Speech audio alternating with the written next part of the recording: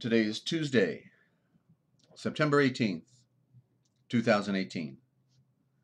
Get ready for the Emerging Sea broadcast system, the Forbidden History series. What they didn't want you to know, but we tell right here. Time to call your friends. Good morning, Ninja. A special thanks to YouTube.com for hosting the Forbidden History series.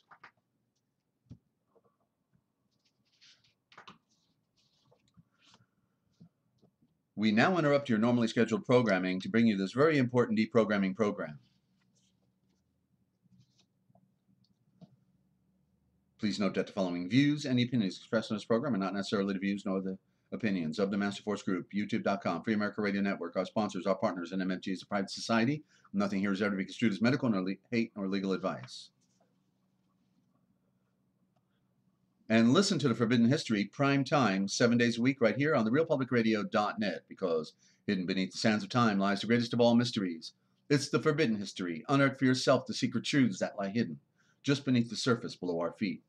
What is it that the powers that be do not want you or I to know? Come and journey with us as we explore and dare to know.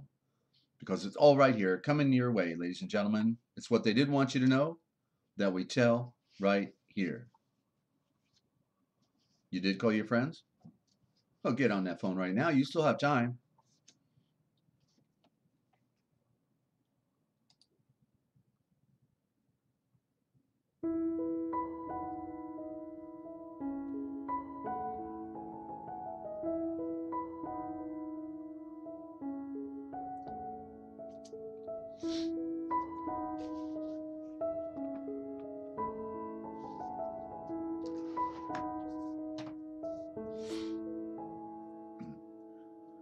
Coming to you live from Studio Z at the Lighthouse in Central Ohio, in the heart of Amish country and Free America Radio Network, in the land of dreams, enchantments, and nightmares. It's the Forbidden History series. The great lies of history, symbolism, the ABCs of light, the duality revealed in patterns, pictures, and nature, the piracy of words, those words that they killed us with, the words that kill, the words that they killed. It's all right here, ladies and gentlemen, and you need to know the truth, don't you? Of course you do, because we are the deprogramming program. That's why we're here. You know why we are here, because here is where we bring you the most important information on the face of the entire earth, or under the earth. Here is where we bring you the very best in radio broadcast listening, while we reveal the greatest secrets and the deeper mysteries of life. Yet there is one question that will always remain. Can you handle the truth as it will be presented here this morning, this evening, wherever you are around the world? Stand by for the broadcast of the Forbidden History series. It's the battle for your mind. The truth is light, but ignorance is darkness. And these are the great antagonists, the one against the other. And for all of the great creations that civilizations can create, the only thing that they cannot create is the light, ladies and gentlemen. And once we can begin to comprehend that and the true nature of things as they really are, then we can begin to comprehend that there is nothing more to complain about. You don't know what you don't know until you're listening in. And the best way to identify that truth is to identify the great lies of history. You did tell your friends? Okay, thank you. If you don't know where you're going, good luck. Any road will get you there, ladies and gentlemen.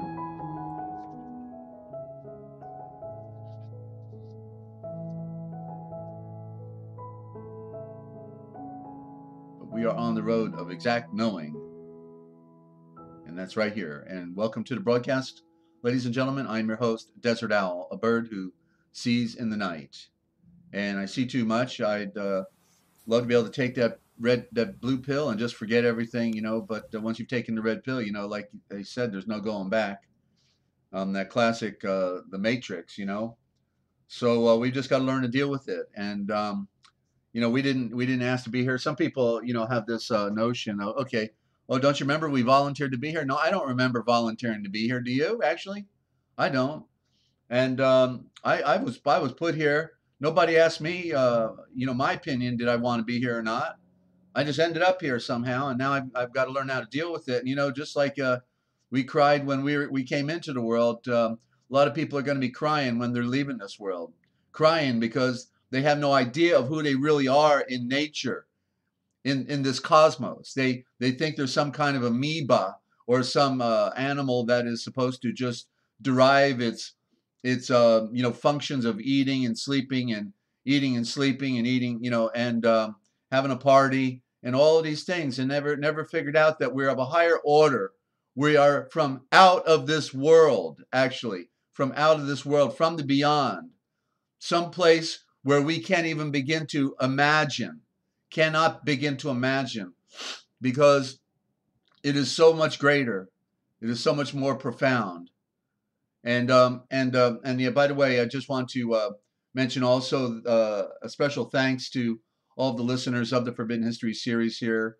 Deplorable Duck has, you know, given Lynn Mitzi here the you know, the message to pass on, and and if you don't know the story, for anyone new listening in, Deplorable Duck, one of our YouTube friends and family, he was facing imminent eviction with several months behind on rent, and about down to less than $9. And so we gave him some exposure, and also he did a couple of his own mini presentations on his network as well. We interviewed him on his background. He's a targeted individual, and so apparently people came forward. You know, when I've learned that most people will never respond, most people never act.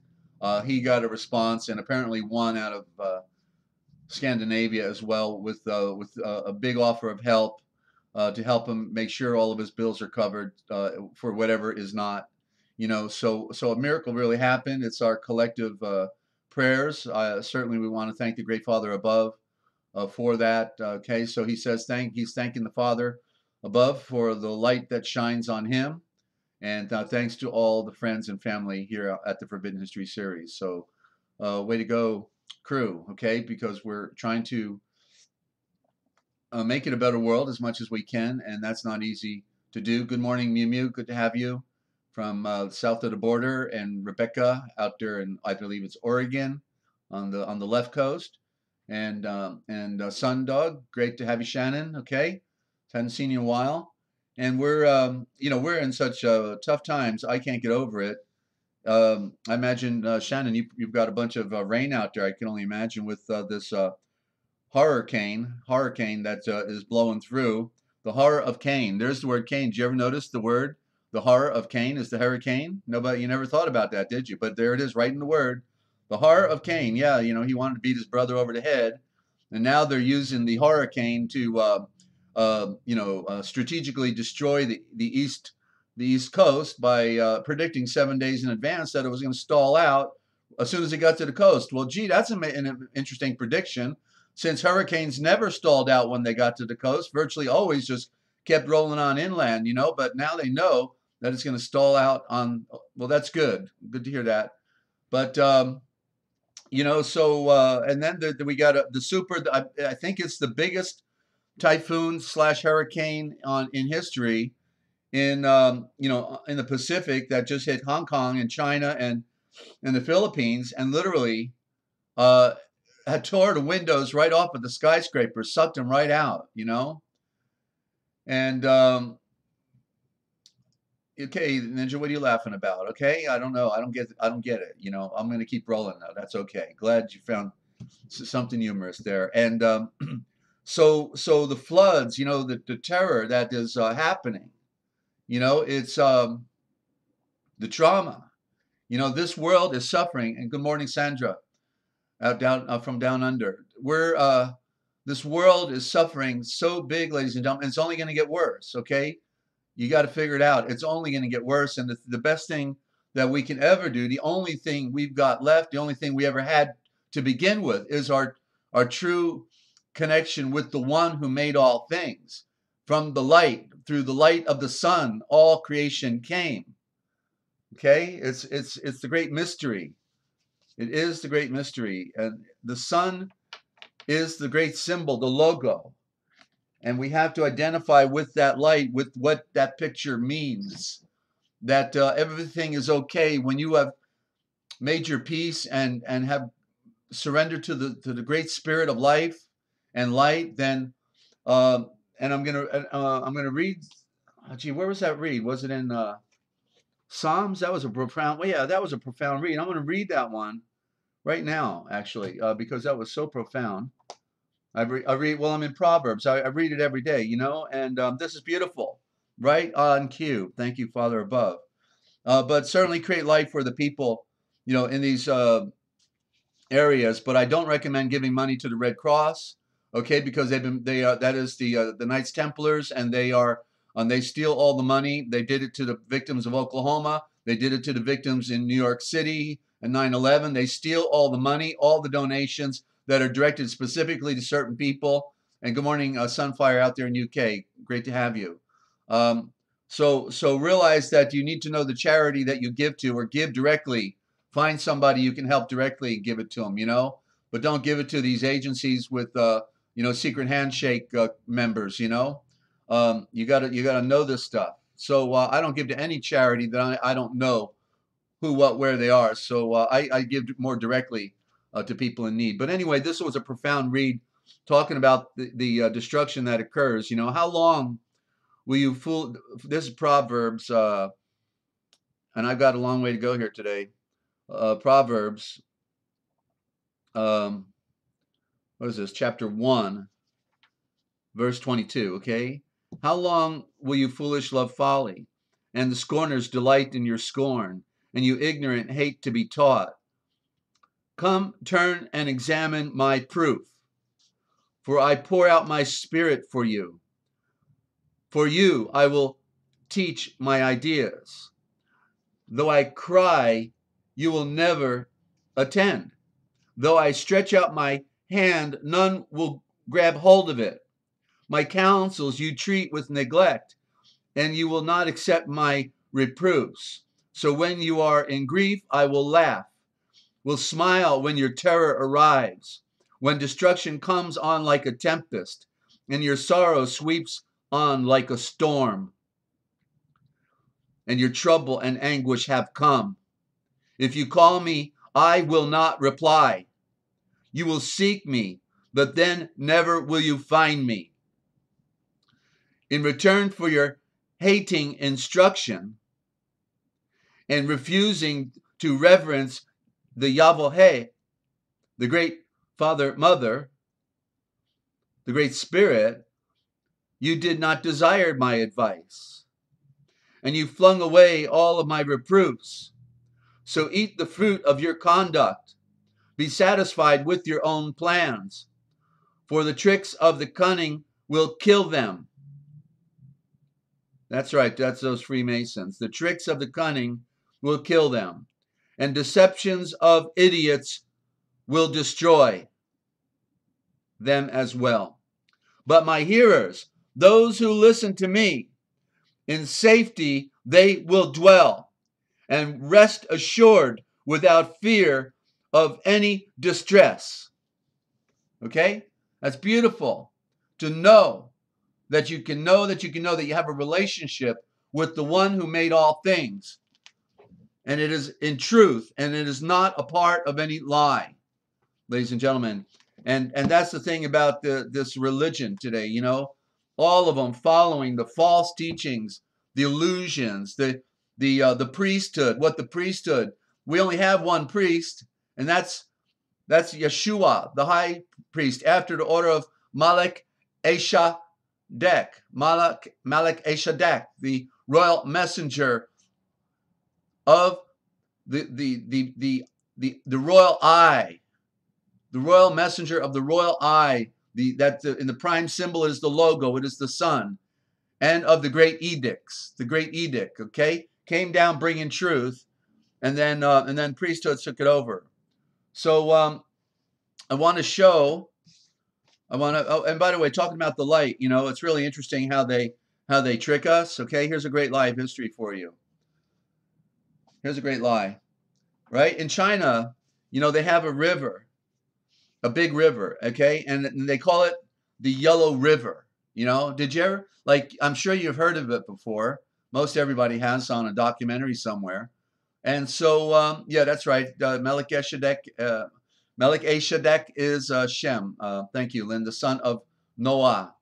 And Shem and Melchizedek is none other than another generation of Yeshua, who came down and also built the Great Pyramid of what we call Giza, but it is actually the pyramid of horizons, with all the dimensions of the creation within our solar system, within the circumference of the earth and the distances between sun and moon and the number of pi, all of these things, the most complex pyramid that man himself could not design, designed by Yahweh himself and made by his only loved seed, Yeshua, in the character and incarnation of Shem, who was and is Melchizedek. It said that he conquered his enemies and never pulled out his sword. And even in Herodotus, it says that the Hyksos came into Mitzrayim, aka Egypt, and they shut down the pagan temples, and he never had to pull out his sword to defeat his enemy. And it's probably because he had something cosmic going on, like something up in the sky, you know what I mean, like we have right today. And he says, you don't listen to me, look what's going to happen to you. Okay, and then they shut down the temples, and for 100 years, over 100 years, they built, not in 20 years, but over 100, they built the Great Pyramid prior to the flood. And then after they built the Great Pyramid, then they went on and built the Ark. How about that? You want to talk about the Vekaresh that knew how to make all things? Talk about knowledge. They weren't aliens. They were people that had the superior knowledge of all creation. And people wanted to follow them because they knew that these were special. They called them sky gods and sun gods. You know, the blonde hair, blue eyed, white skin. I'm talking about the good ones, because the other ones fell. The Watchers fell, and then they wanted to enslave mankind, and they did. Okay, that's a power trip, isn't it? That's pretty powerful. How'd they do that? Okay, go figure. Knowledge is power. And then you deny everybody else knowledge, and you got real power. Everybody's running around like a duck bobbing their head, you know. So the Yellow River, ladies and gentlemen, what do you think? Anybody, come on, take a guess. What do you think Yellow River means? We talk about symbolism here every day. So anybody, of course, if you've already got the documents, I can't give you anything else, but anything. But if you're a new listener, or you haven't gotten the Real Da Vinci Code Etymological Dictionary, it's yours. What does the Yellow River symbolize? Come on. Easy. And good morning, Virgo. And good to have you. Thank you. So, okay, so nobody's coming up with a guess here. So I guess I'm going to have to spill the beans. 5, 4, 3, 2, 1. The Yellow River.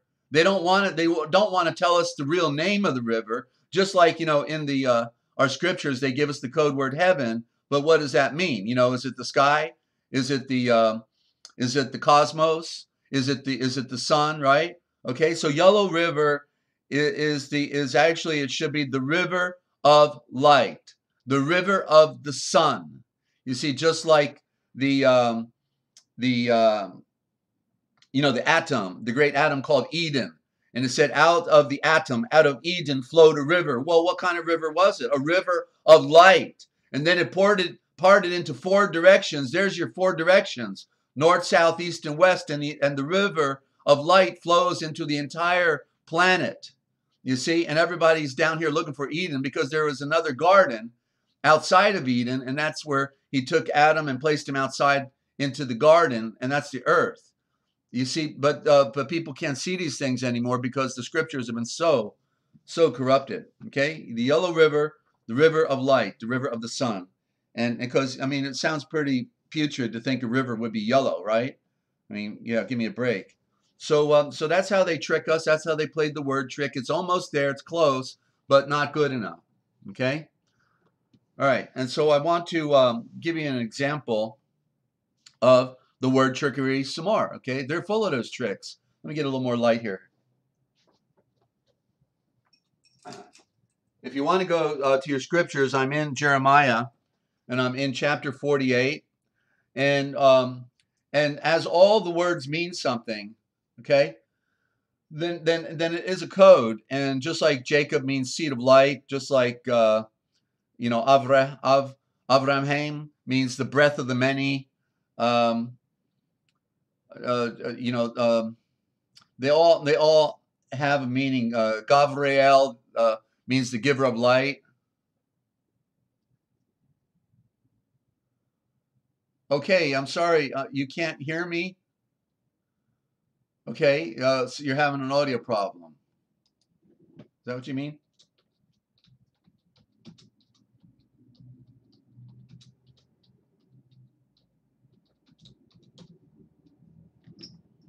Okay. Well, hope you get that fixed then, Crystal. Sorry about that. And those phones act up periodically. So do our computers. I was off for a year. We're getting ready to ramp this thing up and it didn't happen.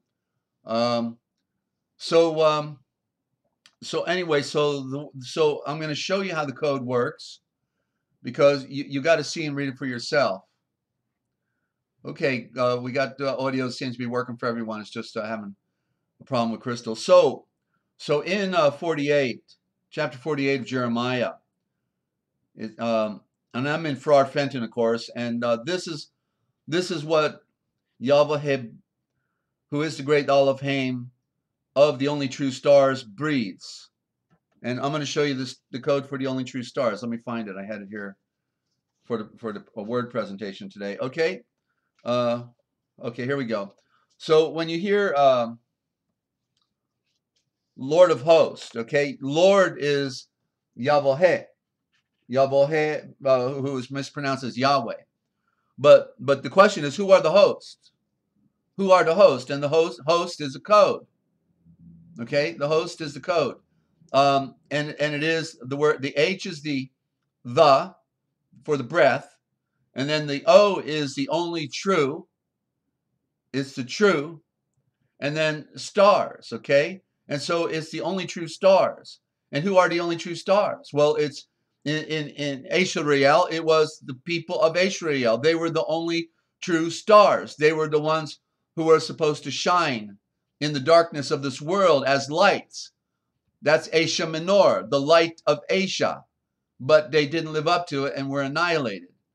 So there's a code, hosts.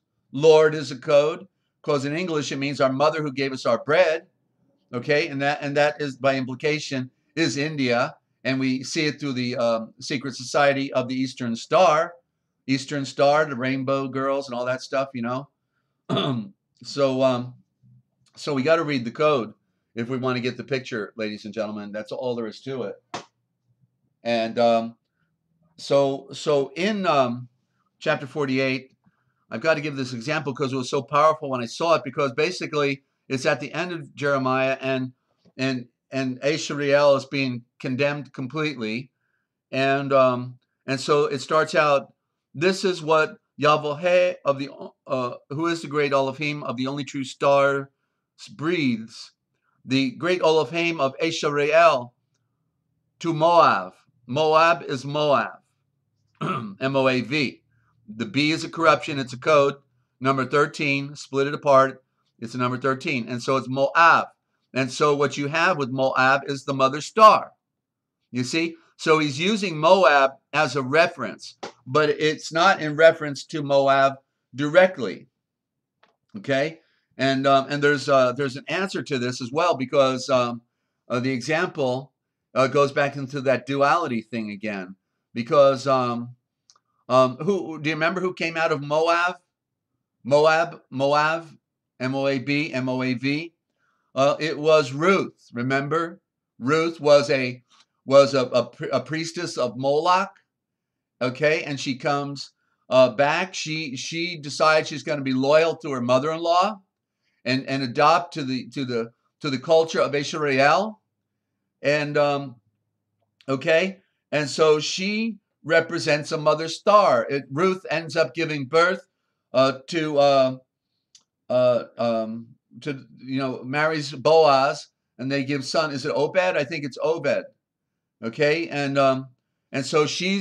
so Moab actually means the mother star. You see, and so there's your duality again, because the sun is our mother star, and in the pure tradition, the mother star would represent Esha Real, the virgin light. That's what Mary represented. But then we have the occult pagan tradition of Moab, and Moab of means our mother star. So there's your duality again. One is of the pure line, and one is of the corrupt line. And and so literally, we have to read the code, because it is a code to be interpreted. They would have known the meaning back then. We've been denied the meaning. So where it says, then it starts out, woe to Nebo, but woe means judgment. Okay, so judgment belongs to Nebo, but what is Nebo? It's a code again, and when you know the code, it's Nalvul. Nalvul. N is that which came down. The correct form is N-A-L. That's the nail, N-A-I-L. We spell today modernly, and it's that which comes down. And the vul, the B is a V, and then the two O's with an L. It's Nalvul, because it literally means the virgin eye that has come down. The Nalvul. That's a Shariel. They were supposed to be enlightened. So they are the virgin eye that has come down, and Mary was a representative of that virgin eye. Pure, virgin, okay, representing the light, the virgin light, okay. So the virgin eye that has come down, for it is ruined and outraged. Isn't that what happened to Israel? They were ruined and outraged. Kirthaim is captured and outraged, and Mizkab is fired. And I'm going to transliterate now Moab to mother star. So get the picture. And so the illumination of the mother star is no more. They plot dark things against her in Heshbon. Come and let us destroy her from being a nation. Follow Madmena with sword and reduce her to silence. From Horaim ring shrieks of plunder and crashing. The mother star is broken. That's Moab again, mother star. The AV is the star, okay? AV is the star, just like ST is the abbreviation of star, like in stare, okay? Stare, it means to star. You're looking at someone, you're starring, you're fixed on them, like the star, okay? The shriek of her babies is resounding. For ascending to Lukoth in tears, they go along weeping, for they hear broken shrieks and distress and sweet Horaim's veil. I'm gonna jump over now onto I'm not gonna read all this, but I'm gonna jump over here again where I have some highlights, and then and so drink, for the eye flouted Yavohe, and let the mother star roll in her own vomit, and herself be a scorn. Isn't that what happened to Israel? Of course. For was she not Israel dividing? For was she not Israel dividing? You see, literally right there is, if she was found among thieves, why then, why when you spoke did you jeer her? Leave your towns, dwell in rocks, you poor people of Moab, the mother star, and become like the dove who builds a nest in the caverns, wide entry. We have heard the mother star's pride. She is poured out and so haughty. She is proud, overbearing, and very high-hearted. Her fury I knew, says the great Yavohe, who is the great Elohim, and her boasting is worthless. Her boasting, however, I howl for the poor mother star, the mother star, the perfect. You see, she was perfect. She was beautiful, but she decided to sell out for a better, what was appealing to the eye. Okay, and so that's an example of the code, ladies and gentlemen. It's all code to some degree because it's all been corrupted by man, by priesthoods.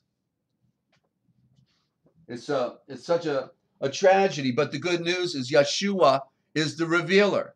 Okay, Yeshua is the revealer. He's the tree of knowledge. He reveals all things. I gotta turn up my fan. Hang on.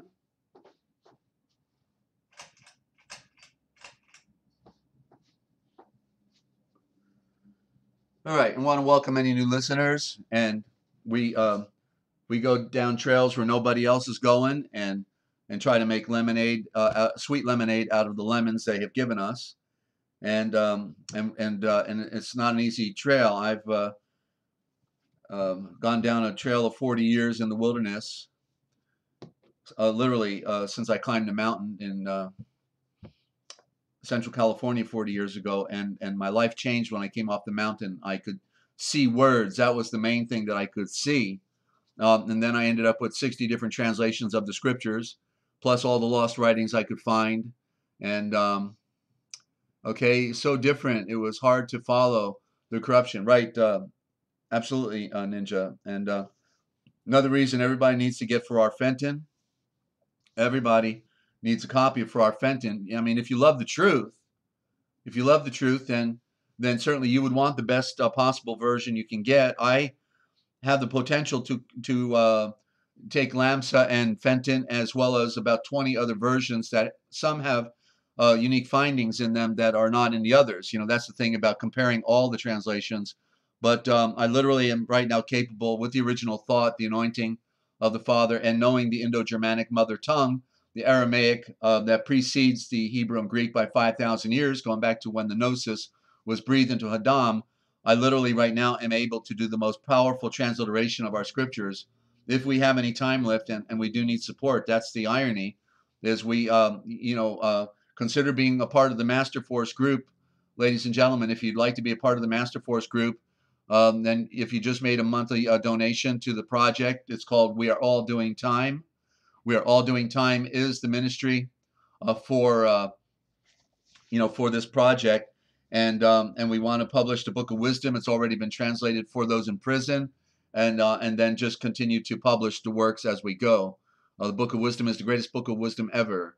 And if you want to get a copy, any size donation to the project, okay, then just go to therealpublicradio.net, therealpublicradio.net, the word "the" at the beginning. And then you'll see the PayPal button there. And any size donation, I'll get you the PDF from the Real Da Vinci Code Etymological Dictionary, or the Book of Wisdom, or a sample of the original Gospel with the latest version of the dictionary also included in the document, 100 pages, okay, on original thought, okay, and symbolism. It's all there. Numbers at the end goes into numbers as well. So, and if you don't have the funny money, let me know and I'll get you a copy anyway, okay, because we're not into commerce. We're here to serve. And freely we received and freely we give, but we are hoping that people will want to donate to the project so that we can help those who are struggling with wanting to know the truth, okay? And there is no perfect translation, ladies and gentlemen. That's the irony. There is none. There is no original, okay? But the Father gave us the perfect book, and that's the mind, if we can learn how to use it correctly. And then these shavors, they will open up to us. That it was meant to be. That is the Naga serpent, you see. That is the Naga.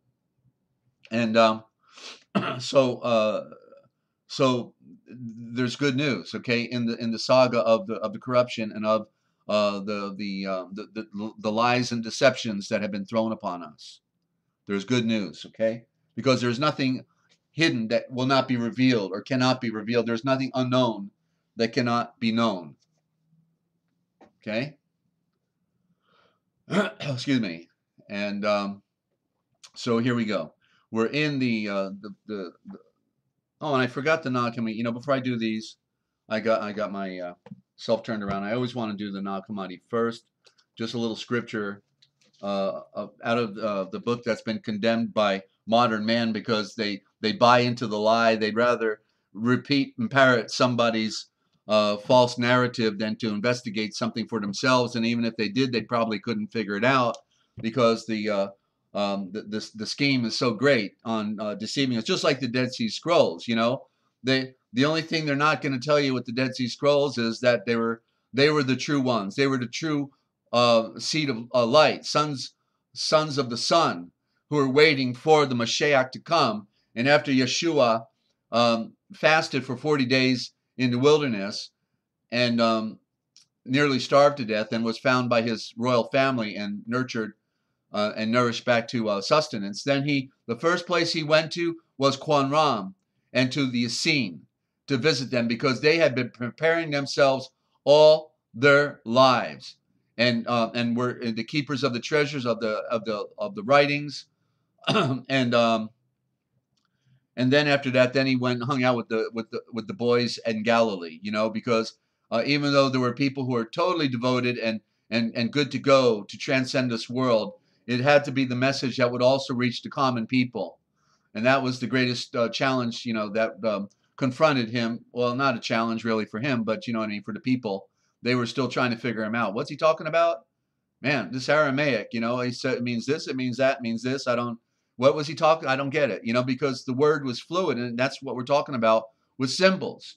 You know, the symbol means many things, and when you add it into the word, you know, that's why Chinese is so difficult, you see. And so, but when one connects with the Father of Light, then the light comes. The light comes, and it's, oh, there, okay. Thank you for shining light on that, Father. I get it now, right? So, the next saying of Yeshua in the Star Message of Thomas, or the Gospel of Thomas, the truth seekers breathe to Yeshua. Excuse me. The truth seekers breathe to Yeshua. Tell us what the royal house of the sun in the pure judgment of light is like, and the eye he breathed. He breathed before them. It is like a mustard seed. It is the smallest of all seed, but when it falls on prepared soil, it produces a large plant and becomes a shelter for birds of the air. And I'll read that again. The truth seekers breathe to Yeshua. Tell us what the royal house of the sun in the judgment of light, the pure judgment of light, is like. See, that's what kingdom of heaven means. Tell us what the royal house of the sun in the pure judgment of light is like. And the eye he breathed to them. It is like a mustard seed. It is the smallest of all seeds. But when it falls on fertile soil, ladies and gentlemen, are you fertile? It produces a large plant and becomes a shelter for the birds of the sky. There's your owlets right there. Okay, so the birds of the sky, they can find shelter in the comfort of the knowledge of truth from the tree's root. And so there you go, another saying of the 114 sayings. And now in the Gospel of Truth, which is correctly the Star Message of Truth, Star Message, entitled "The Father Knows His Plants in Paradise." He is perfect. He knows his produce because he planted them in his ganun, his garden. And his ganun, the garden, is his place of is the place where rest is found. Paradise, the ganun, is the perfection within the Father's thought. And the produce are the shavors, the words of his meditation. So the words need to be meditated upon them. Each of his shavors is the product. Each of his words is the product of his will and the revelation of his speech. I need to highlight that. That is a profound statement. Each of his shavors, each of his words, every one of them is the produce of his will and the revelation of his speech. The revelation of his speech and vibration and thought, therefore. Since they are, not were, but they are the depth of his thought. The shavor that came forth caused them to appear, along with mind that speaks the shavor, the silent favor for all, the sun shining down on everyone. It is called thought, that radiant light, because they dwelled in the silent grace, the favor for all, the sun shining down on everyone, before being revealed.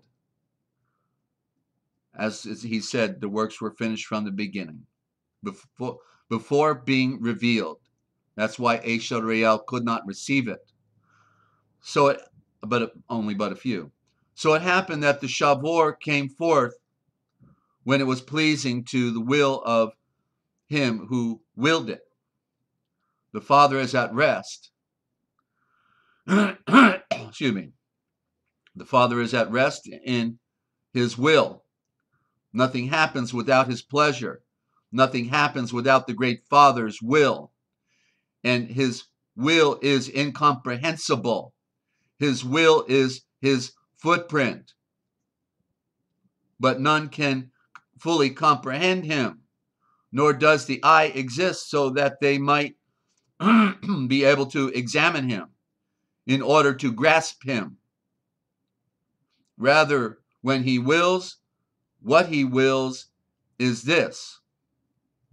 Even if the view does not please the people before the great Elohim, before the great light, it is the great Father's will.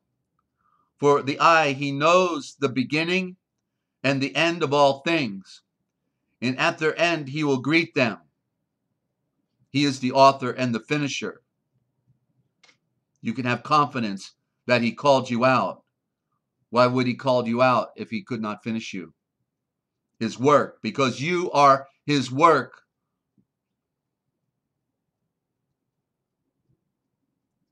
And in the end, he will greet them. He does greet them. And the end is the beginning. The end is the recognition of him, the one of the many who is hidden. And he is the great Father, from whom the beginning has come. That which is first came last. And to whom all will return who have come from him, the one of the many. They have appeared for the illumination and the enlightenment of his royal title.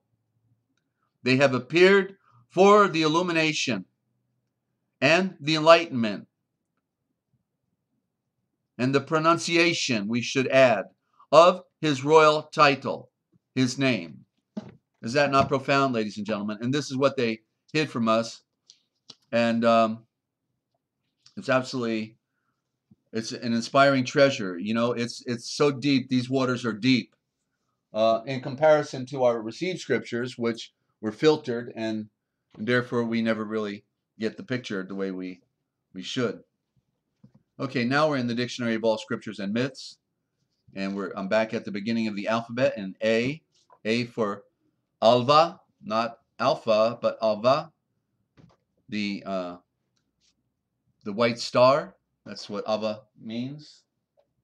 Alba is the corruption. It's Alba. And so let me take a sip of my tonic here. And I hope everybody's doing good out there. Let's just hang around a little longer, and things are going to get a whole lot worse and very interesting, as you know, ladies and gentlemen. And if anybody, by the way, has a Skywatcher report or great live history that you've stumbled on, or words that killed, that they killed, or you're just trying to figure out a word Certainly you can call in 608-566-7295, 608-566-7295, or you can Skype in your comments, okay? Skype in your comments. That's Free America Radio, all one word. Free America Radio, or you can call in on Skype.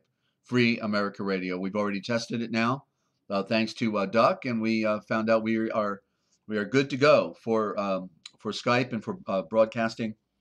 And the only problem is you never call. So we love to hear from you. Okay, love to hear from you.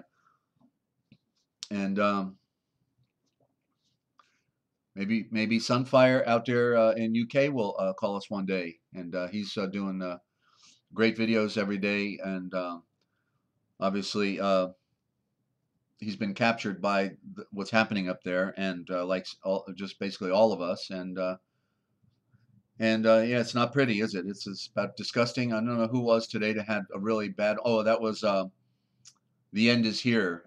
Used to be Faith Always, but now she's The End Is Here. Sherry, and boy, did those skies up in Oregon. Oh man, they were poisoned. I'm telling you, the entire sky streaked across every direction. So sad. They killed our world. They're killing all of life, and it's so amazing to be here. And everybody else is just drinking the fluoride and having a party and not looking up and just looking down at their iPhones. You know, it's amazing. What they're losing right now. The time that we have left is so precious. We have such limited time. The plug is about to be pulled. Okay, and so we're in the alpha of definitions, and we're in above the earth. Above the earth, we're talking symbolism and an allegory in all of these terminologies. So above the earth, symbolical of the planes of being, superior to the lower nature, earth. Heaven, in its widest sense, comprises the higher mental, the Buddhic, and the atmic planes in the present stage of soul growth. See, higher and lower. And this is the one I wanted to get to. Abraham or Avramhaim. Avramhaim would be the original thought. The Avramhaim, the star ram. That's who he was. He was the star ram. And and the breath of the many. Very symbolic in that title, and when you connect it with the light, because the light is the breath of everyone as well, right? Everybody breathes the light in the atomic essence, and but nobody gets at the pictures of all the symbolism. So Avramhaim, a symbol of a phase of the divine nature active in the shul, in the soul. It stands for the supreme being in the parable of Dives and Lazarus. I don't know who Dives is. I don't get that one. D-I-V-E-S, capital D. The symbol of the symbol Abram or Avram signifies an earlier phase of the divine. I guess they missed a letter in the typing. I think it's a typo. Being a parable of the divine and Lazarus. The symbol of Avram signifies an earlier phase of the divine. And if you are the Mashiachs, if you are Christ, then you are Avraham's seed, heirs according to promise. Got you, Sunfire. I think it was Ron. I heard you give out your name on your video. Was it Ron? I'm trying to remember now. That was your last video you did. Okay, you're developing your presentation, I can see, and got good music. You got all that time-lapse photography. You really got some great graphics and production you're doing, Sunfire. Hope everybody checks out your channel. And we're getting new subscribers every day, and it's great coming in from the other history channels and and Hidden Inca Tours. Some of those people have subscribed, I've noticed, and so happy to serve, happy to share important information. Some people are looking at ancient structures, but I want to look at the ancient purpose that belongs to us. There isn't an answer, and it is in the scriptures and in the lost writings That's what I talk about in the Forbidden History. And don't forget, you got a comment or a question, or you got a question on anything, you can hit me up. That's what I'm here for. If you're anybody trying to figure something out. Rob, okay, as in Robin. Got you, Rob. Great. Great to know you. And I gave up my legal name back in the 1980s. So Desert Owl has been my spiritual metaphor for, a long time. Almost 40 years, I guess, 35. And but that legal name still follows me around everywhere. I can't get rid of the guy, obviously because of commerce and the matrix. So continuing here, and that was Galatians 3:29, and also now, if these qualities are in harmony with the highest ideal, then they are of spiritual descent, or begotten of the power of the divine. That's Avraham, inheritors of the fruits of the Spirit, according to the divine scheme. Avraham is, in many respects, a figure of the Mashiach, actually, and more so of Yahweh, okay? More so of Yahweh, because he represents the Father. He is the Father of a people. And that's out of St. Chrysostom, Homilies 3. And Avraham signifies to us the virtue of the victory of light, or faith in the Mashiach, Christ. That's Glossa Ord, and see Hades, Lot, and Ram. And then one more, Avraham, Yitzhak, and Yaakova. Oh, that's Eshayak. That's right. I finally saw the light there. Avraham, Eshayak, and Yaakova. Symbolic of the higher, and of course that's Abraham, Isaac, and Jacob. Symbolic of the higher triad, active within the shul, within the soul, or a dim reflection of the divine principle in the lower nature in its highest aspect. Just men made perfect. Well, the religious world can't handle that one, can they? Just men made perfect, that is, Avraham, Eshayak, and Yaakova, brought to their perfection, and whose names consequently we are now, Father, Son, and Spirit. And that's exactly correct. Avraham represents the Father, and then Eshayak represents the flesh, and that's why he was blind at the end of his life, to prove to us, to give us the picture that we are blind. Okay? And I'll be okay, Ninja. Thank you. I'm hanging in there. I'm getting ready for that break, that beautiful musical arrangement you put together with the pictures. That's going to be a wonderful break for everybody. Thank you so much. The symbols, for people to see those symbols. I was missing that. I couldn't produce it because all that data is on my other computer. I can't produce those visuals anymore until I get that other data transferred. So thank you for that effort. Wow.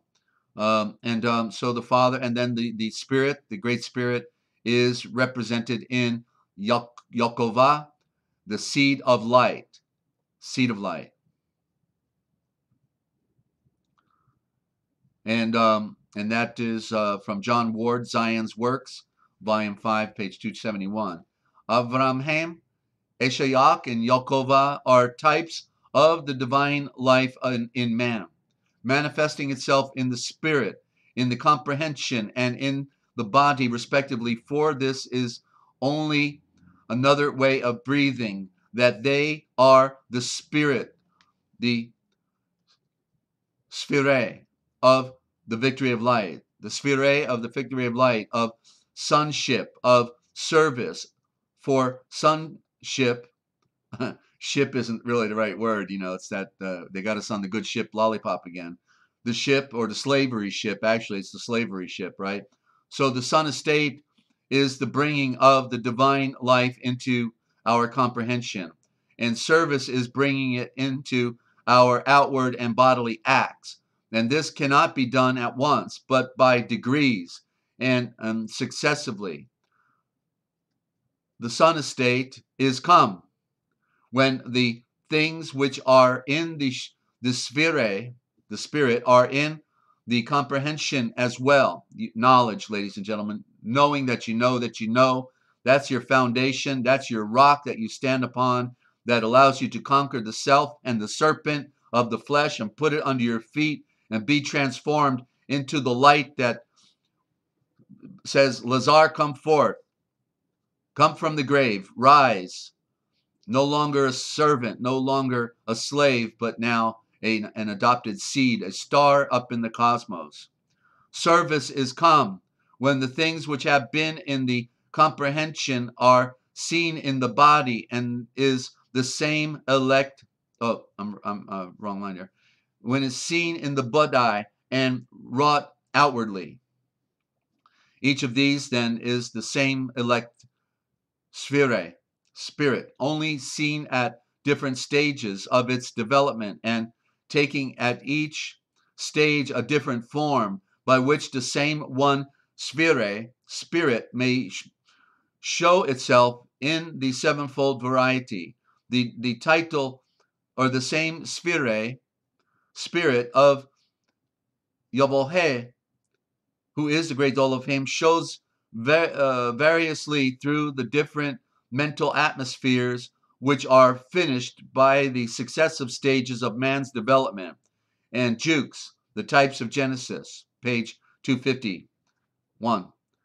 Mr. Worsley noted respecting the patriarchs briefly is that Avraham, Eshayach, and Yaakov present to us the eternal triune object of homage, Father, Son, and breath of the wind and fire, Holy Spirit. P. Fairbrain, The Typology of Scripture, Volume 1, page 25. See Apostles, Hades, Teeth, Gnashing, Triad, Trinity. Okay.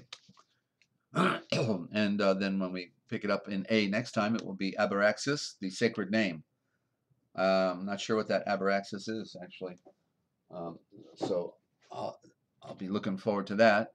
And okay, I got one more, and then we're going to go to a break. I've got trying to knock this out, because when I come back, I'm going to talk about that Aisha again. You know, that is so important that I want to go over that one more time, because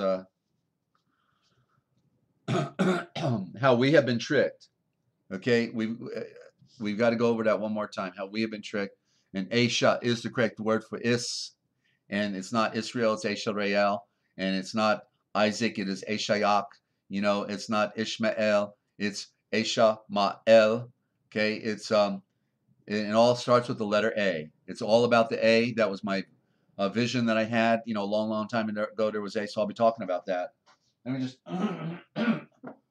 excuse me, let me just take a sip of my honey here. And while I do that, I'll just put this temporary music on. Just give me 30 seconds.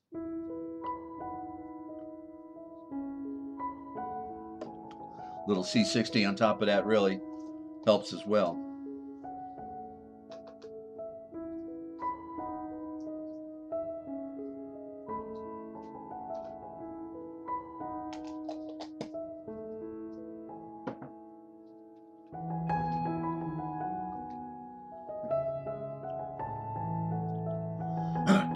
Okay, and I'm back. Thank you for that.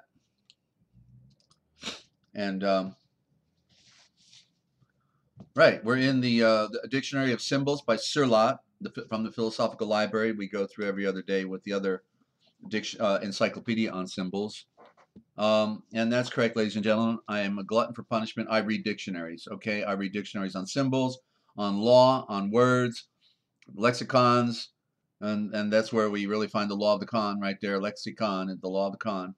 And and we have to be, you know, Yeshua brought the age of enlightenment, and we have to put on the light of that enlightenment. And then I can't imagine, you know, when you receive the great breath, you know, what that entails, the light that really flows. The Spirit's been flowing for me all my life, but yet there is something even greater that is waiting. It's called the marriage. It's the rising from the dead. Okay, and so until that time, we are buried with Him. We are buried with Him till He says, "Lazar, come forth, rise from that death that's been plaguing you all your all your life." That's an interesting one. The death that's been plaguing you all your life. Excuse me. So trees and flowers. In Chinese symbology, they usually symbolize longevity and fertility. Predominantly popular are the bamboo, the cherry tree, and the pine, called the three friends. Because all three are evergreen, and in painting they frequently appear together. I'm going to try to knock out this last one here because this is the one I wanted to get to. Triangle. Just as we were talking about the triune, right? The geometric image of the ternary in the symbolism of numbers, equivalent to the number 3. In its highest sense, it concerns the Trinity. In its normal position with the apex uppermost, it, excuse me, I got a cough, hang on.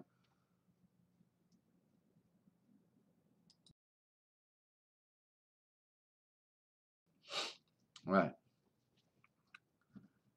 In, okay, so the triangle, we see it on all the buildings, on the architectures. It's part of what we call the gable end, okay? In the apex uppermost, it also symbolizes fire and the aspiration of all things towards the higher unity, the urge to escape from extension, signified by the base, into non-extension, the apex, or towards the origin of, or the irradiating point. Nicholas of Cusa said of the triangle that truncated without its apex, it served the alchemist as a symbol of the air. Okay, and so why would the triangle be symbol of the air?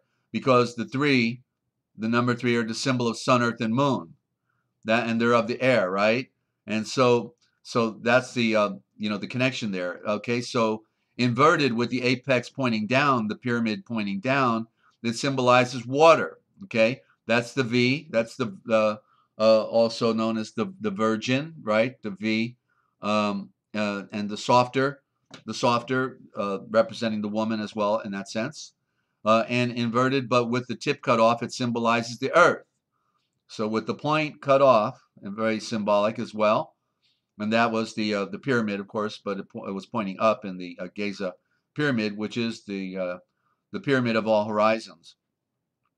2 complete triangles, one in the normal position and one inverted, representing respectively fire and water, superimposed so as to form a 6-pointed star called Solomon's seal.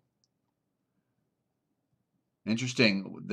We thought everybody called it the Star of David. Here he's calling it Solomon's seal. I think I'll underline that. And constitute a symbol of the earthly soul.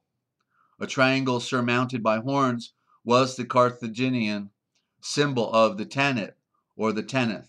And I'm not sure what the Tanith is. I'd have to look that one up. Okay, and then next time we are in this alphabet, we'll be on trident. And of course, the trident is the 3 prongs of Neptune, right? Okay. Come on. All right, got that together. So let me see if I can set this up. And by the way, if you haven't figured out what this picture is, I'd like somebody to tell me before the end of the program what that picture is made out of. Okay, because it's not a normal picture if you hadn't taken a close look at it. And so I'm going to set this up now. So stand by. I'm having to learn a new trick here. Thanks to Ninja, I've got a little bit more break time going for me now. So thank you again, Ninja Cat, for your efforts here. Okay, so if I do that, I'm going to put on desktop first. Okay, desktop first, and then we're going to shut off the picture, and boom, boom, and don't go away, ladies and gentlemen. I will be right back, right here. You're tuned into the Forbidden History series. What they didn't want you to know, but we tell right here because somebody's got to do it. We've got a hard road to go and a short time to get there. I'll be right back.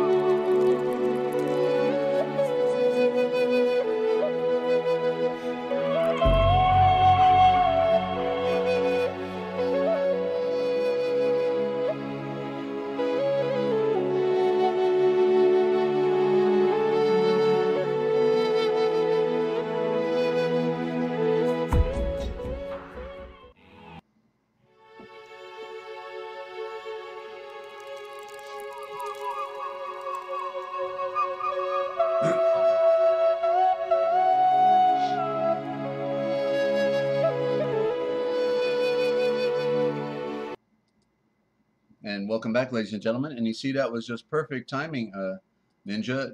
I just got back with 5 seconds to spare and got to take care of everything I needed to do to try to get my second win here. So Ninja Cat, thank you so much for thinking of me that way. And let me get this thing back in order now. I'm gonna turn off the desktop. Boom. And what is this picture? That's what I want somebody to tell me. What is? Oh, who got it? Ninja. You got it. Thank you very much. Ninja won the prize. Okay. Of course, you've already got all the documents. So you got it. Yeah. I've got some interesting graphics over the next couple of days that they're all on my radio museum. You know, they're all on the website there, and I figure I better use them because I don't have access to all my other pictures. So I'm trying to be a little creative here. Okay, way to go. Yeah, it's very good. So it's amazing what people will do at times, I'm telling you, right? Okay, so here we are. We're back, ladies and gentlemen, and we've got the Word.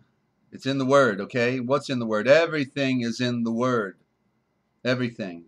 And we've got to see things we've never seen before, hear things we've never heard before, because the truth is we haven't heard anything yet. Not the way they thought back then. So with the word Aisha, okay? So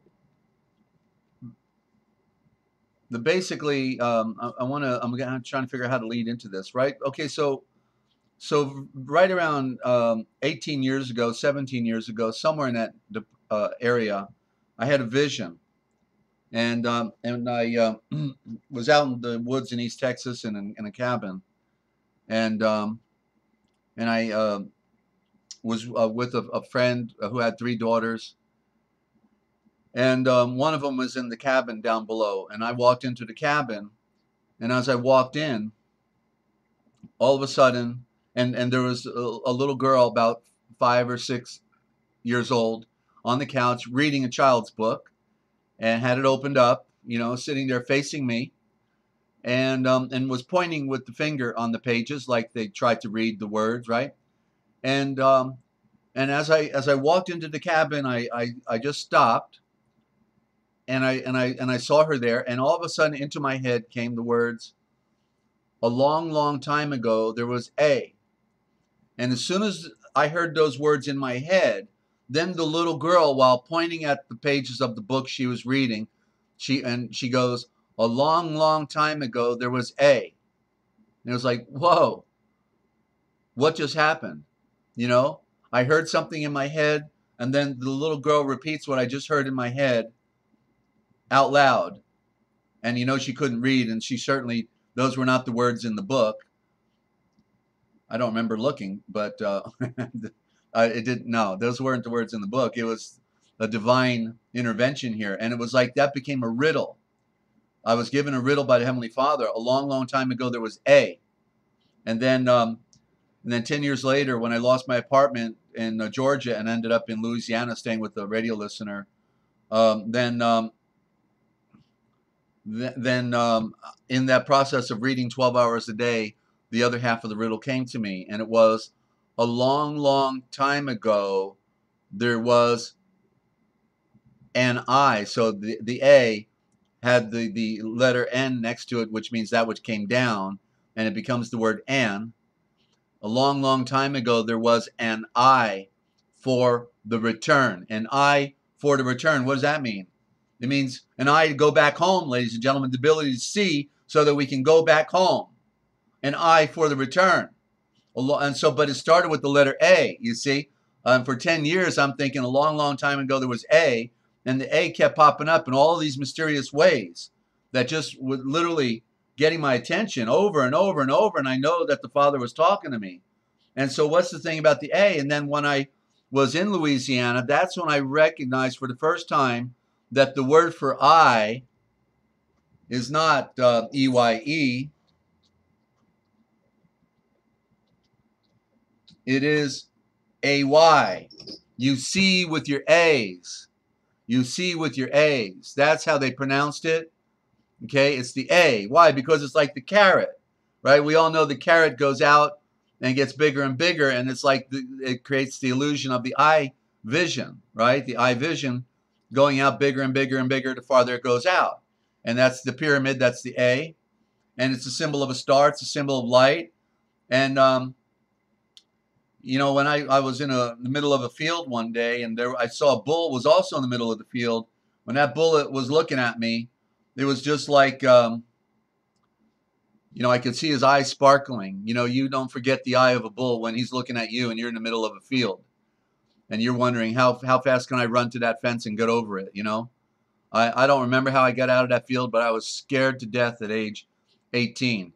You know, I had terror in my blood, and you know, walked right into the wrong place, cutting through fields, you know. So, but the A, ladies and gentlemen, it is about the A. What is the name of our great patriarch? We call him Abraham, right? A, but it's Avraham. It's Avraham, A-V. A-V together is the star.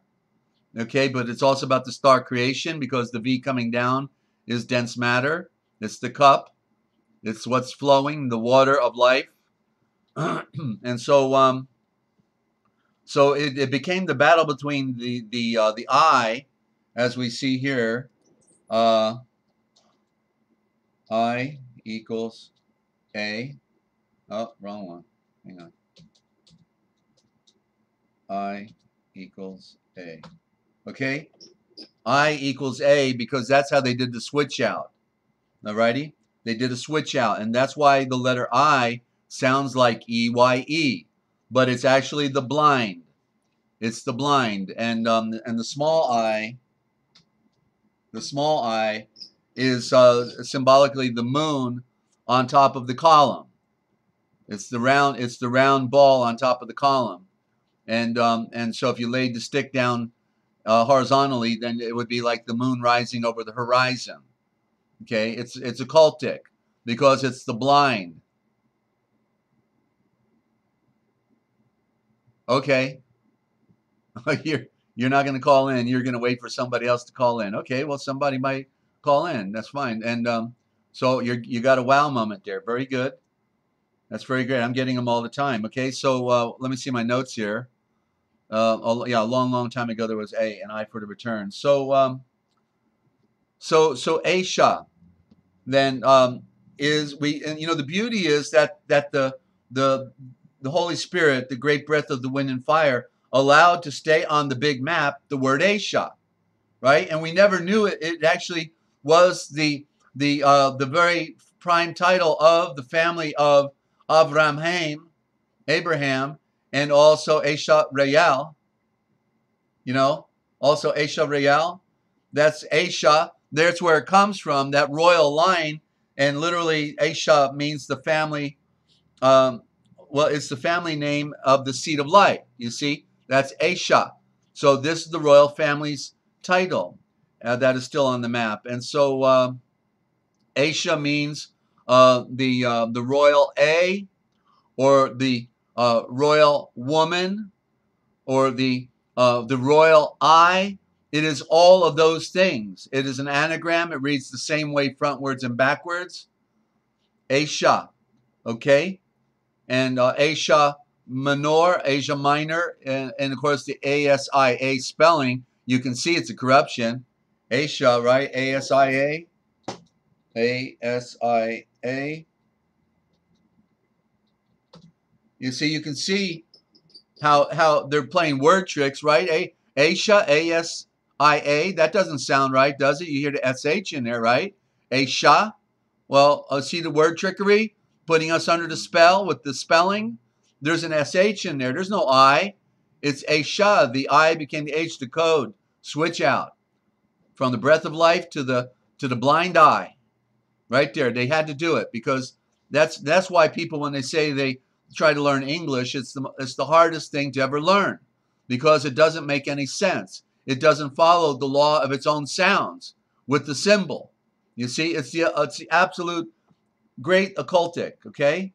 So it's about the A, and it's the Aisha. It's the royal A. Aisha is the royal A. The royal A. That's what A is, you see? Meaning what? What does A mean? It means the creation. It's the royal creation. Okay? The royal creation. And so then what do we find with the first man that was made on the earth, taken up into the atom, the atom, which is Eden, until he comes last. After all creation is here, the other tribes are already made. You know, the African, the yellow, Asian, the Neanderthal, Cro-Magnon, Paracus, you name it, and a dozen others were here prior. Then at the end comes the Aryan. There's the A again, Aryan, and so the first man on earth is called Adam, Adam, and it means the eye of creation. So Adam is the eye of creation. And not only that, but he was looking the whole time, as it says in our scriptures, while Yeshua was making everything, Adam was naming everything. And he was the eye of creation. He watched it all come together. And that's why he knew about all the secrets of the universe. Okay? He was a type of Yeshua, but he was not the perfect man. Yeshua, the atom, the atom, is the perfect man. And Adam was a duplicate. That's what the atom has, is duplicates, right? There's the original, then everything else after that is a duplicate of the atom. So Adam, if you change the ADAM to ADOM, Adom, then you have the eye of judgment. So Adam is the eye of creation, and he is the eye of judgment. Why? He's got to make decisions. He's got to make decisions about what he wants to do. You know, about how he wants to pursue his walk on earth in this garden, this lower garden, not the Adam, the Eden, but the lower garden, earth, not in the light, but made by the light, a projection of the light. Okay, so that's Adam, the A. We're talking about the A, and so Adam being the eye of judgment, also known as creation and blood of the earth. He was made out of the fiery magma, out of the eye of the woman, the eye being the volcano. And there's the word vol, and that vol is predominant. We don't know until we read Herodotus that all the temples in Egypt, which is really Mitzrayim, were the temples of Vulcan. Vulcan, there's the word Cain right there. It means the volumes of fire, meaning the volumes of light that come down, the fire of light.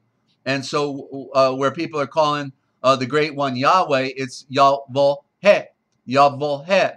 And there's the volumes, the endless volumes of light that come down without no end, you know. And so we go from the A in Adam, the first of the Aryan race, to Avraham.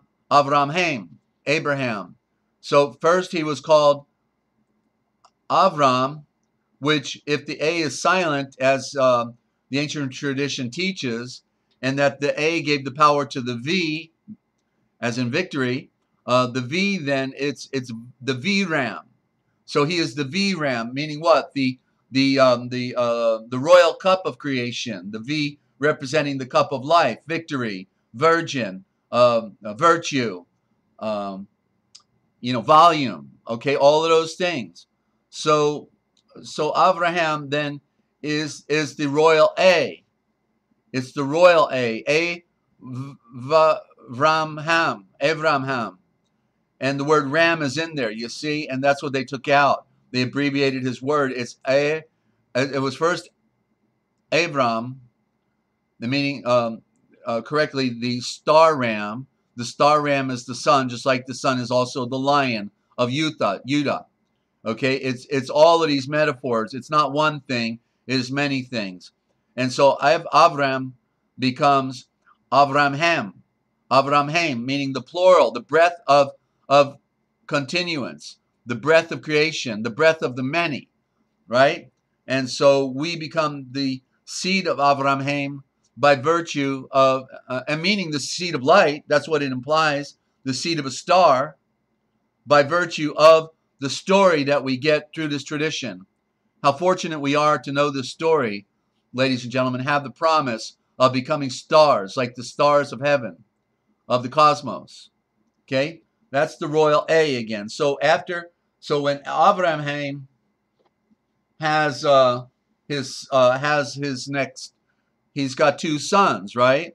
And I'm just looking this. Okay, yeah, I covered that. Okay, so now, so what we're dealing with then is the tribe of the A, a tribe that has the letter A, signifying that they are the first. A is the first letter of the alphabet, and the A typifies then their nature as being the first eye. That's why they call them sky gods and sun gods, you know. But the fallen ones wanted them to think they came from another star like Sirius, you know, and from outer space, when it's all an inner space journey here, right? But we fell from the light of the sun, and so it's the tribe of the A, and so then so Abraham, you know, is told that you would have a seed that will come out of your loins, but Sarah was barren. Sarah was barren. Well, that's sort of like the earth was barren of truth, right? We had all this chaos going on the planet, and all the fighting and all the corruption going on. The watchers fell. They came down, sold out their estate. And so Sarah tells Avraham, well, why don't you go ahead and have marry my slave, and you can have a child through her. And he says, okay, and she's younger. So notice the distinction. She's the younger, so the younger is the slave, and the older, okay, is of the royal family. And so we were told his name is Ishmael, but as I pointed out, Ish is a corruption of the woman. It is not Ish, but it is Aisha. Aisha. Ish is sometimes pronounced Isha. Isha. And we find it in Israel, and it is Aisha Ra'el. And so Ishmael is correctly Aisha Ma'el. Aisha Ma'el, which means the royal eye of the mother's enlightenment. Okay? And so it becomes a metaphorical statement. And so the royal eye, the mother's enlightenment, well, that was Sarah's enlightenment that said, hey, let the slave have the baby, right? Let the slave, just like when the 2 women in the story with Solomon, 2 whores, and one of them slept on her baby and suffocated it, and she switched out the babies before the other woman woke up, and then in the morning the woman said, hey, wait a minute, this isn't my baby, you know. And so they go to Solomon. And the true mother, that's what she's called, the true mother, says to Solomon, in the night this woman slept on her baby and suffocated it, and then she switched out and took my baby and gave me her dead baby, and so Solomon in his wisdom says, give me my sword bearer and slay the baby in half and give 1/2 to each of the women. And so in the concern for the baby, the true mother says, no, give my baby to the false mother so that it may live. So the false mother, which is the occultic traditions, like Moab, you know, the culture of Moloch, you know, where we get Ruth. Ruth came out, I just talked about that earlier. Ruth came out as a priestess of Moloch and gives birth and succession to the line when there was no line, because both of the sons of Naomi were killed. They died. Okay? And so there was no succession to the royal line until a Moabite priestess comes in and adopts into the royal family and marries Boaz, and then they have Obed. You see how that which is false and a slave becomes part of that which is true. And so your body's a slave also, isn't it? It's a slave to your mind. It's supposed to be a slave to your mind, but you became a slave to your body. The serpent is wanting to rule you. And so therefore, Aisha Ma'el is receiving the royal title of Aisha,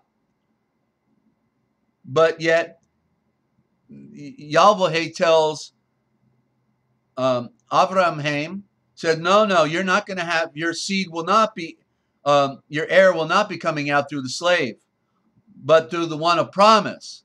The one of promise, you see? And the promise is the Spirit. That's the Spirit. And so ultimately, his wife, Sarah, gets conceives, and he brings forth a son, and therefore we're told his name is Isaac. But it's not Isaac, it's A.58.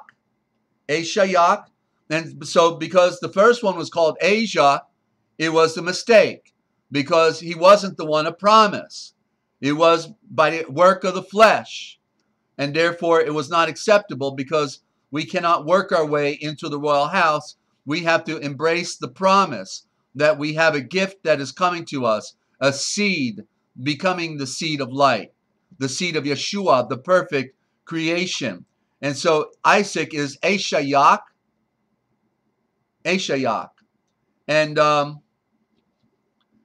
And so Yak we find in Moshiach. So he's got the title of the anointed. It means the anointed Asha. Okay? And so then Asha, in his old age, he gets blind, because he represents the flesh, as Abraham represents the spirit and the father.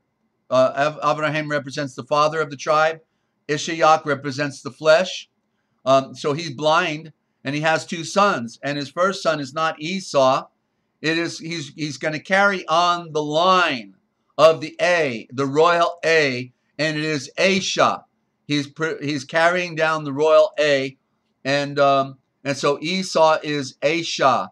How clever they are in changing each of the prefixes on these words, so we never get the picture. Ishmael is ISH, Isaac is ISS, and Esau is ES. Esau, ES, okay? But it's Asha. Excuse me, Asha. Esau is Asha, okay? And so Esau is has the inheritance. He's the older, and he's of the earth. He's red and hairy, but he sells his birthright for a bowl of porridge or stew, whatever. You know, he's hungry. So what good is my birthright now if I can't live? So Jacob gets the promise from him, and so it said that Esau despised his birthright. He sold it. And so Yaakov then has to flee after he steals the blessing, and that was destined for Asha.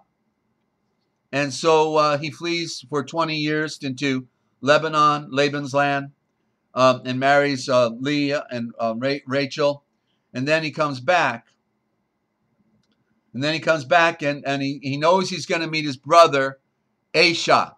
And Asha's probably going to want to kill him. And so Yaakov prays all night, and it says he wrestled with the royal Malek. And that means he was wrestling with Yeshua all night. And he says, give me the blessing. And he says, okay, your name is no longer Yaakov, which you couldn't ask for a better title because it means seed of light. But he says, your name now is Asha Ra'el. Asha Ra'el. So he receives the title that belonged to Esau, but he wasn't worthy of it. Esau was Asha. And so Yaakov receives it. Why? Because he got the inheritance. It was sold to him for a bowl of food. And then he stole the blessing from his father, who acknowledged that it is the seed of light.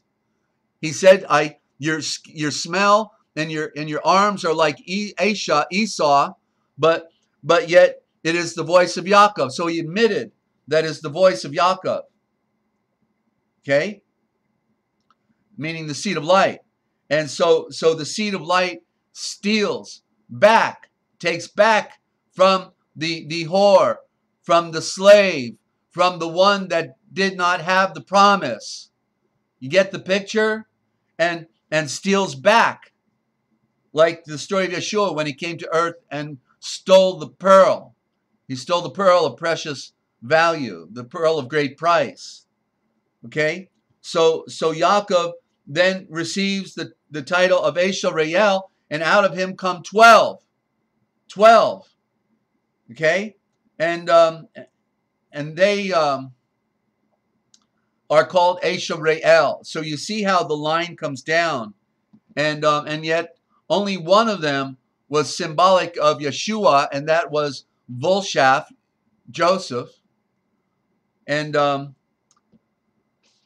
so Asia is the royal I, the royal A, ladies and gentlemen. And so the followers then, who are the tribe, I'm looking for a card here, see if I have it. Okay, I'm not finding it here. But I'm trying to show the duality and the fact that they switched out the words, okay? They switched them out, and when you put them back, it is so profound to see the real story that is going on here. It's passing down a title. Remember in Revelations, it says, I will give you a name or a title, and that nobody can name. I will give you a name that nobody can name. And that is what we're talking about. It's the name of Yeshua, not Jesus, because Jesus is the healing Zeus. It's the Greek god, a pagan god, and we follow Yeshua. And then we're talking about the royal line, the line of the A. It started with me in a riddle a long, long time ago. There was A, and it meant the eye of return, because the A is the symbol of the eye. That's why it's on the back of the dollar bill. And even the occult know that, and they put that all-seeing eye up there in the upper pyramid, right? In the upper symbol of the A. They know it. They're laughing all the way to their phony banks. And we're never taught this anywhere at all, ladies and gentlemen. We are not taught this anywhere. And so I had to go over this one more time for everybody's benefit, because you got to get the picture, okay? Have to get the picture. And so I'm pretty well, without having Yah Love and to spell me, and hopefully she'll be back tomorrow. I'm not sure, what her schedule's going to be. I'm doing the early daytime, because I just can't do the afternoon, and so I'm not sure how we'll do that. But I know it's only been a 90-minute program or just over that, but I'm feeling it right now, and I just wanted to get out this presentation in particular so that you can clearly see it. All right, so that's the presentation for today, ladies and gentlemen. I want to thank you for tuning in right here on therealpublicradio.net, and I hope you're telling your friends about the broadcast. It's what they didn't want you to know that we're telling right here, and that's a fact. It's a deep well, and often it takes a long time to figure it all out. And but it is revealed. It is something that's revealed by the great breath of the wind and fire, the Holy Spirit.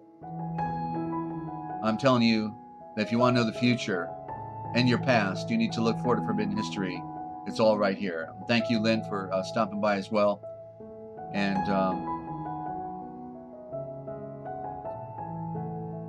yeah, the web continues to unfold, ladies and gentlemen. Do get your copy of Farrar Fenton's Bible, okay? And see, read it for yourself. I'm Desert Owl, thanking you for tuning in. Be safe out there.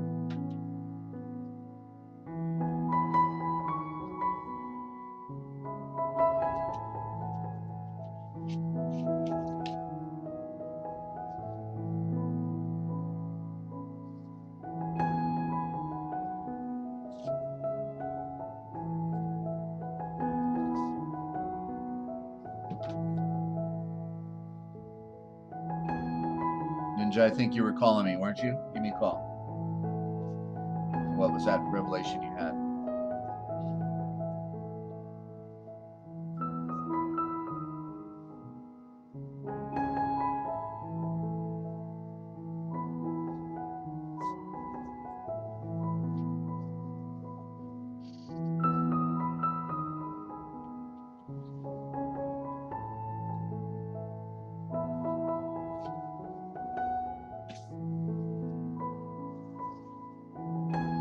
Hey, thank you for stopping by, Rod. Appreciate it.